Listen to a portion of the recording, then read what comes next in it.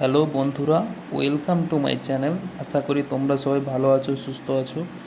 আজ আমি নবম শ্রেণীর ছাত্রছাত্রীদের জন্য জীবন বিজ্ঞানের চতুর্থ অধ্যায় জীববিদ্যা ও মানব কল্যাণ থেকে কিছু গুরুত্বপূর্ণ প্রশ্ন নিয়ে উপস্থিত হয়েছি।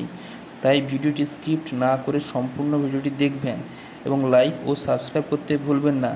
এই সমস্ত প্রশ্নগুলো ফাইনাল পরীক্ষা আসার সম্ভাবনা খুবই বেশি, তাই ভিডিওটি স্কিপ্ট না করে সম্পূর্ণ দেখবেন। প্রথম প্রশ্ন থাকছে অ্যান্টিজেন ও অ্যান্টিবডির মধ্যে পার্থক্য। অ্যান্টিবডি কী ও কয় ভাগে ভাগ করা হয়েছে? সহজাত অন্নক্ষমতা ও অর্জিত অন্নক্ষমতার মধ্যে পার্থক্য লেখো।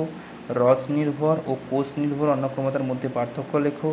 গ্রুপ বা ডিজিজ কাকে বলে? অ্যান্টিবডির গঠন চিত্রসহ বর্ণনা করো। ধৌতকরণ কাকে বলে এবং রোগ প্রতিরোধে ধৌতকরণের ভূমিকা লেখো। পেস্ট কাকে বলে? ইমিউনোগ্লোবিউলিন কী? জীবসার বা বায়ো ফার্টিলাইজার কাকে বলে? এইডস এবং এইচআইভির পুরো নাম কী? টিকাকরণের গুরুত্ব লেখো। ভ্যাকসিন বা টিকা কাকে বলে? টিকাকরণ বা ভ্যাকসিনেশন কাকে বলে? এক্সোজেনাস ও এন্ডোজেনাস অ্যান্টিবডি কাকে বলে? এমএনআর এর পুরো নাম কী? ভিএমআর এর পুরো নাম কী? ম্যালেরিয়া রোগের উপসর্গ ও প্রতিক্রিয়া উল্লেখ করো। ডিবিটি, বিসিজি, টিটি এর পুরো নাম লেখো।